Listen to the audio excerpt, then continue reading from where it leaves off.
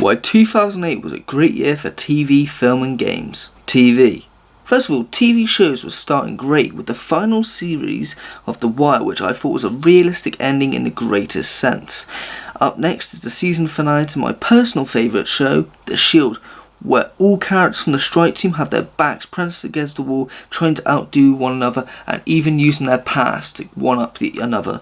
A returning show for a third series is Dexter, where we see him dealing not only with the fact that he will be a father, as well as meeting a potential partner in crime in the literal sense. But in this year, we also get two new shows which take off to Hall of Fame status in the overcoming years. Those shows being Breaking Bad, a great show on AMC which took AMC and took it to an extreme lengths, and Sons of Anarchy, just another great show on the FX channel. Games.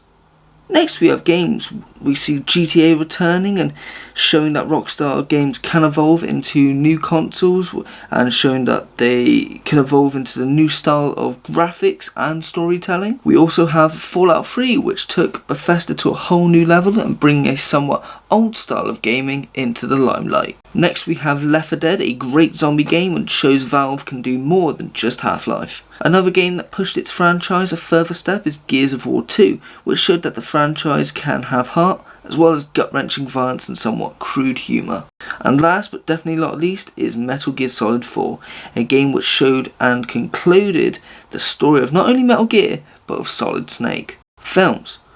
Films of 2008 were also great as well, starting with Iron Man, the first MCU film to kick what is now known as one of the biggest cinematic universe franchises, and had a great film to start it off.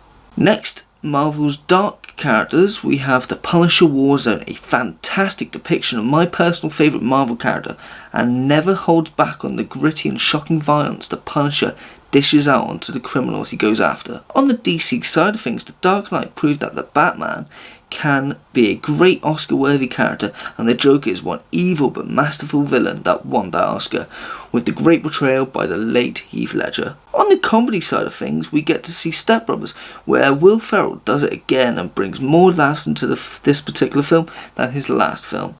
And last, but in my eyes not least, is my favourite non-viewer universe Kevin Smith film, Zack and Miri Make a Porno, a great film which sadly didn't get the box office or respect it deserves, and some would say this was the first step that led Kevin Smith to stop comedy films altogether, and it was the first time to see Seth Rogen wasn't seen in the greatest of lights, which is a shame as this film brings the laughs as much and if not more than his previous work.